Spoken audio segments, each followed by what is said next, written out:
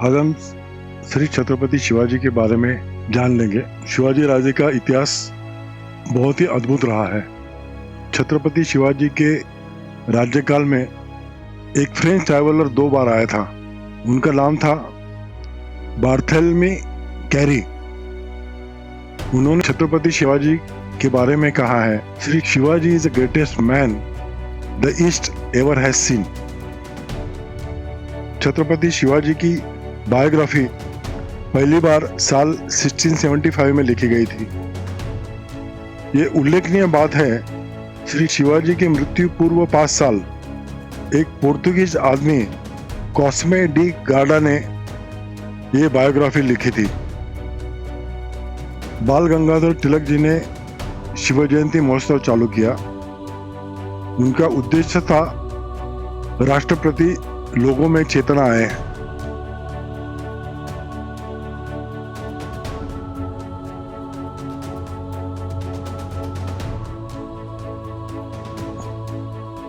छत्रपति शिवाजी का जन्म हुआ 19 फरवरी 1630 में शिवनेरी किले पर।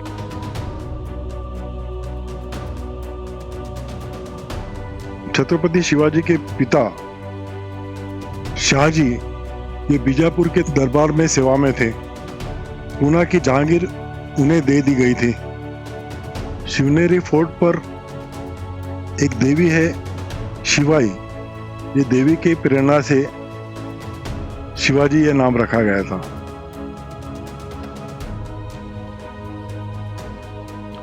छत्रपति शिवाजी का बचपन पूना में लाल महल में गुजरा।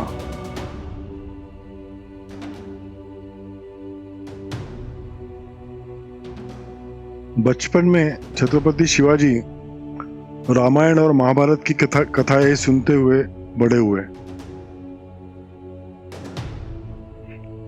छत्रपति शिवाजी के गुरु थे दादोजी कोंडदेव। दादोजी कोंडदेव जी ने उन्हें सारी युद्ध विषयक कला का ज्ञान दिया। उम्र के 16 साल में छत्रपति शिवाजी ने पहला किला काबिज किया। नाम था तोरणा।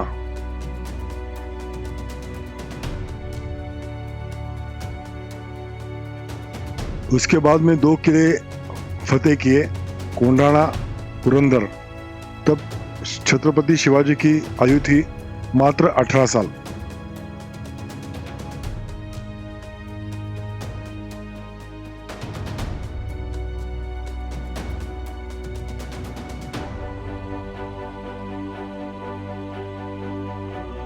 तोरणा किला काबिज करने के बाद में श्री शिवाजी को वहां बहुत बड़ा धन प्राप्त हुआ, जिसका उपयोग छत्रपति शिवाजी ने एक नया किला बनाने के लिए किया और किले का नाम रखा राजगढ़। यह राजगढ़ 10 साल तक स्वराज्य की राजधानी हुआ करती थी। बाद में श्री शिवाजी ने किला काबिज किया जिंजी, जो रत्नागिरी के पास है। तब श्री शिवाजी की आयु सिर्फ 19 साल की थी।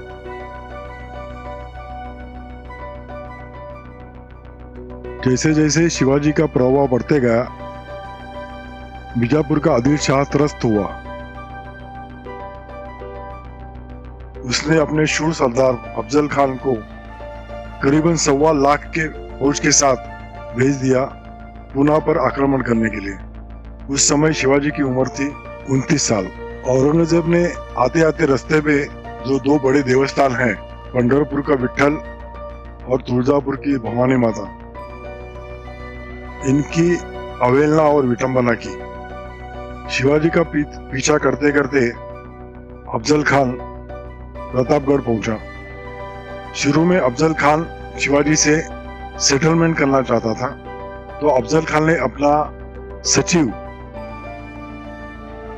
कृष्णाजी पंत को भेजा श्री शिवाजी छत्रपति शिवाजी से बात करने के लिए, लेकिन छत्रपति शिवाजी न माने। आखिर प्रतापगढ़ में इन दोनों की मुलाकात तय हो गई। छत्रपति शिवाजी को अफजल खान का पूर्व इतिहास मालूम था, इसलिए छत्रपति शिवाजी ने पूरी सेफ्टी की तैयारी की थी। जब दोनों की मुलाकात हुई तो अफजल खान ने छत्रपति शिवाजी को कुचल के मारने की कोशिश की, लेकिन छत्रपति शिवाजी ने अपने वाघ नखों से अफजल खान को मार दिया।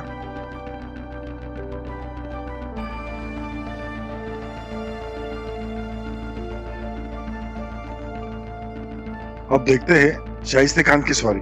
बीजापुर की बड़ी बेगम ने औरंगजेब को एक रिक्वेस्ट की। उसके अनुसार औरंगजेब ने अपने मामा शाइस्ते खान को पूना में सवारी के लिए भेजा। शाइस्ते खान के साथ करीबन 80,000 सैनिकों की फौज थी। शाइस्ते खान ने पूना पर आक्रमण किया और लोगों को तकलीफ देना चालू किया और लाल महल के ऊपर कब्जा कर दिया। एक दिन रात को श्री शिवाजी अपने 400 साथियों के साथ में लाल महल पर धावा बोल दिया। जब छत्रपति शिवाजी ने शाइस्ते खान पर हमला किया तब शाइस्ते खान को इसका बिल्कुल अंदाजा नहीं था। शाइस्ते खान ने भागने की कोशिश की, लेकिन शिवाजी के प्रहार से शाइस्ते खान की 3 उंगलियां टूट गई। शाइस्ते खान बेआबरू होकर दिल्ली लौट गया। औरंगजेब ने गुस्से से अपने मामा शाइस्ते खान का तबादला बंगाल प्रांत में कर दिया। अब छत्रपति शिवाजी को पैसे की कमी महसूस होने लगी, बट श्री शिवाजी राजे कभी नहीं चाहते थे कि शासन के लिए लगने वाला पैसा लोगों से जमा करे। इसलिए छत्रपति शिवाजी ने तय किया कि सूरत लूट ली जाए। तब सूरत एक बड़ा ट्रेडिंग सेंटर था। श्री शिवाजी के सैनिकों ने सूरत लूट ली। सूरत लूटने के पहले छत्रपति शिवाजी ने अपने सैनिकों को सख्त ताकीद दी थी कि किसी भी महिला या वृद्ध आदमी को परेशान न किया जाए।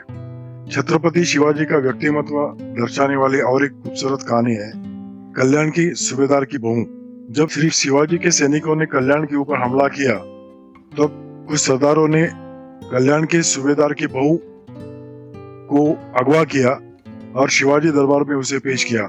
तब शिवाजी ने इस खूबसूरत कल्याण के बहू को देखकर कहा, अगर हमारी माँ ऐसी खूबसूरत होती तो हम भी खूबसूरत होते। पुरंदर का था साल 1674। तब श्री शिवाजी की उम्र थी 44 इयर्स। सूरत लूटने के बाद में औरंगजेब बहुत गुस्सा हुआ। उसने अपने शूर सरदार मिर्जा राजे जयसिंह को आक्रमण के लिए भेजा। मिर्जा राजे जयसिंह बहुत ही धूर्त और चालाक था। उसके साथ में करीबन 15,000 सैनिकों की फौज थी। मिर्जा राजे जयसिंह ने श्री शिवाजी को बहुत नुकसान पहुंचाया और बहुत सारे इंसल्टिंग क्लॉज छत्रपति शिवाजी से मनवाए। छत्रपति शिवाजी को अपने 23 किले गंवाने पड़े। इस तरह के बाद छत्रपति शिवाजी मुगल सल्तनत के सरदार बन गए। इस तरह के अनुसार छत्रपति शिवाजी को अपने लड़के संभाजी को मुगलों के तहत सुपुर्द करना था। पुरंदर तह के अनुसार छत्रपति शिवाजी अपने बेटे संभाजी के साथ औरंगजेब दरबार में पहुंचे, लेकिन छत्रपति शिवाजी को वहां अपमान सहन करना पड़ा। गुस्से से छत्रपति शिवाजी ने दरबार छोड़ दिया। इस घटना के बाद छत्रपति शिवाजी को घर में कैद बना दिया गया, लेकिन छत्रपति शिवाजी बड़ी चालाकी से वहां से छूट गया अपने लड़के संभाजी के साथ। छत्रपति शिवाजी राजे ने लौटते समय बहुत लंबे दूरी का रास्ता तय किया, क्योंकि औरंगजेब के सैनिक उनका पीछा कर रहे थे। कुछ इतिहासकारों के अनुसार छत्रपति शिवाजी पूरी होकर शिवाजी पहले हैदराबाद गए, फिर वहां से पूना आए।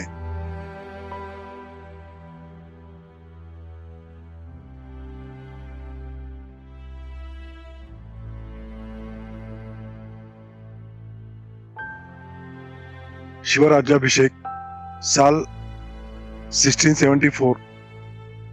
तब छत्रपति शिवाजी की उम्र थी 44 साल। अब ये जरूरी हो गया था कि श्री शिवाजी ऑफिशियली राजा बने। तो 6 जून 1674 को छत्रपति शिवाजी का राज्याभिषेक हुआ।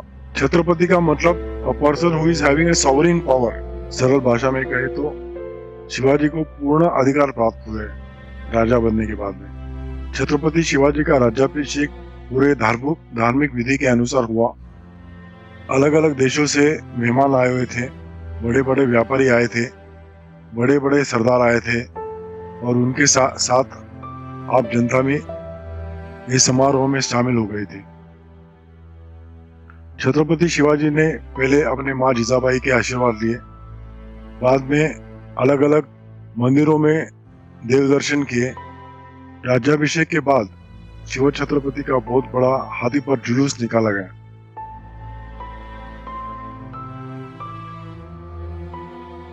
इस काल में एक राजमुद्रा बनाई गई। राजमुद्रा यानी सील ऑफ किंगडम जिसे कहा जा सकता है।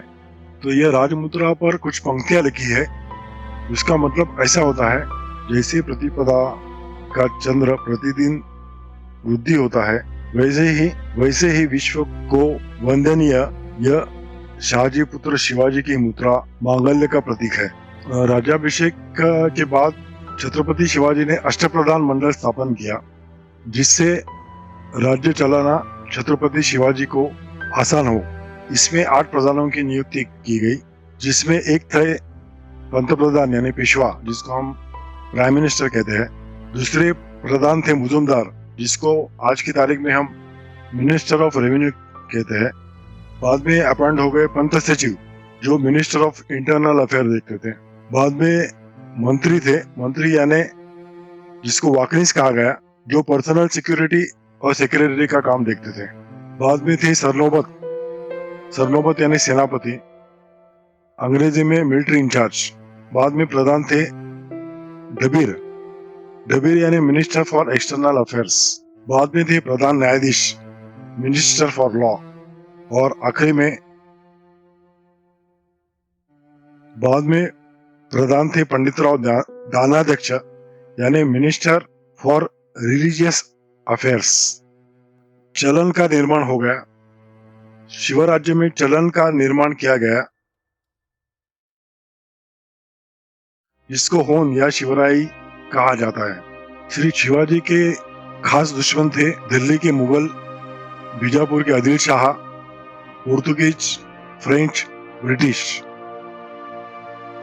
इसके अलावा छत्रपति शिवाजी को डच लोगों का भी सामना करना पड़ता था। डच यानी जो लोग डेनमार्क, ऑस्ट्रिया और स्विट्जरलैंड से आते थे, इन्हें डच कहा जाता है। सरदार कान्होजी आंग्रे छत्रपति शिवाजी के आरमार प्रमुख थे। ये आरमार हिंदुस्तान का पहला आरमार यानी नेवी। समुद्र में छत्रपति शिवाजी ने 3 नए किले बनाए, सुवर्णदुर्ग, सिंधुदुर्ग और पद्मदुर्ग। इसके अलावा विजय दुर्ग की पूरी मरम्मत की गई।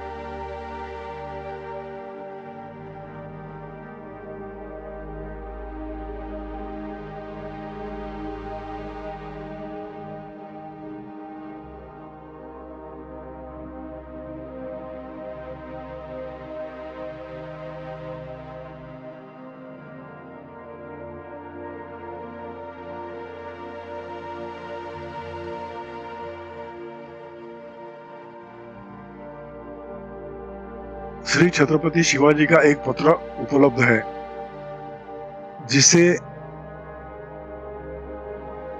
छत्रपति शिवाजी का व्यक्तिमत्व हमें समझ में आ सकता है। छत्रपति शिवाजी ने एक पत्र अपने सैनिकों के लिए लिखा। उसमें सूचना दी गई है कि रात के समय सैनिक तेल का दिया न जलाए, क्योंकि उस तेल के गंध के वजह से चूहे आकर्षित हो सकते हैं। अगर चूहे ने तो वो जलते हुए बाती से पूरा खेत जल सकता है। और किसान का बहुत बड़ा नुकसान हो सकता है। तो ये लेटर दिखाता है छत्रपति शिवाजी कितनी छोटी छोटी चीजों का ख्याल रखते थे। श्री छत्रपति शिवाजी का निधन हुआ 3 अप्रैल साल 1680 में। आज की तारीख में हम सोच भी नहीं सकते अगर श्री शिवाजी न होते तो हमारा देश कैसा होता। धन्यवाद।